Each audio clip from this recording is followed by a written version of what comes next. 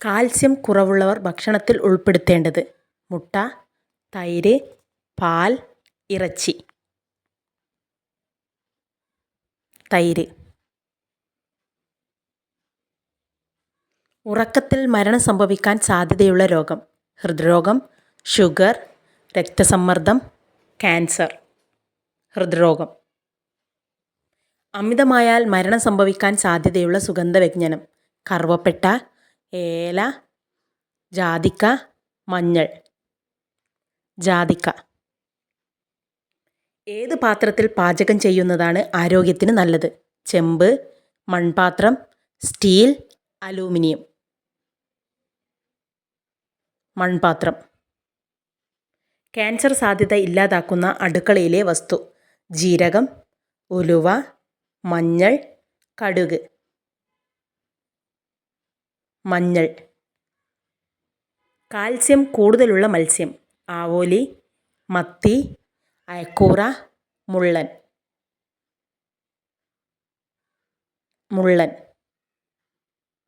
ശക്തമായ മസിൽ വേദന ഏത് രോഗത്തിൻ്റെ ലക്ഷണമാണ്? ഡിഫ്തീരിയ, ചിക്കൻ ഗുനിയ, എലിപ്പനി, ചിക്കൻ പോക്സ്. എലിപ്പനി. തടി കൂടി വരുന്നത് ഏത് രോഗത്തിൻ്റെ ലക്ഷണമാണ്? വൃക്കരോഗം, ക്യാൻസർ, തൈറോയിഡ്, അൾസർ. തൈറോയിഡ്. ശരീരഭാരം നിയന്ത്രിക്കാൻ ദിവസവും കഴിക്കേണ്ട ഫ്രൂട്ട്: പപ്പായ, വാഴപ്പഴം, സീതപ്പഴം, സ്ട്രോബെറി. സ്ട്രോബെറി. യൂറിക് ആസിഡ് കൂടിയാൽ ശരീരത്തിലുണ്ടാവുന്ന പ്രശ്നം: കാലുവേദന, പുറംവേദന, ജോയിൻ്റ് വേദന, മസിൽ വേദന. ജോയിൻ്റ് വേദന. സ്ലീമീസ് എന്ന് വിളിപ്പേരുള്ള മത്സ്യമേത്? മുള്ളൻ, മത്തി, നെത്തോലി, ചൂര. മുള്ളൻ.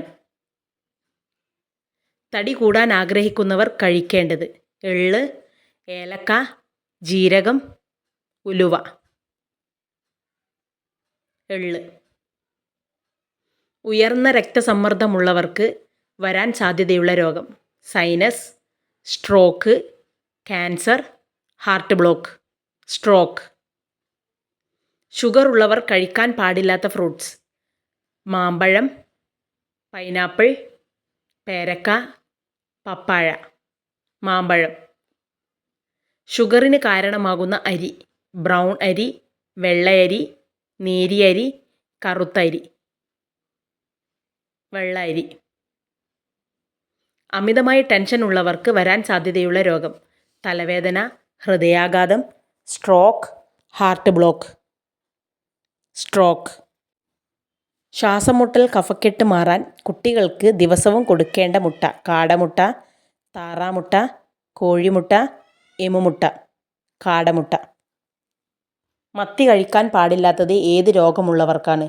വൃക്കരോഗം, ക്യാൻസർ, കൊളസ്ട്രോൾ, സൈനസ്. വൃക്കരോഗം.